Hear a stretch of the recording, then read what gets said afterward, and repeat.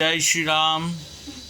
आप सभी को पता है आज हम लोग का आज हनुमान जयंती है, जो आज हमारे घर में श्री हनुमान जी का आज पूजा होने वाला, उनका जन्म के अवसर पर, इसलिए उनके लिए महाभोग बन रहा है। देखिए ये रोड बन रहा है, ये पूरी बनेगा।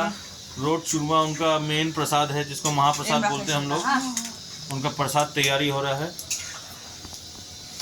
देखिए। और हम अभी आपको अपना प्रभु को दर्शन कराएंगे। अभी आज देखिए ये है प्रभु हम लोग के बजरंगबली, जो अभी स्नान करके अभी उनको रेडी किया जाएगा।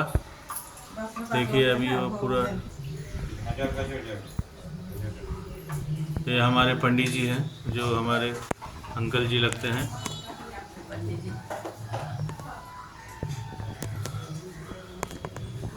जय श्री राम, जय श्री राम, जय बजरंगबली।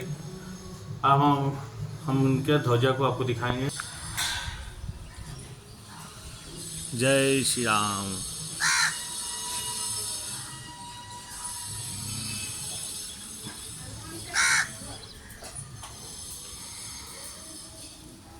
जय श्री राम।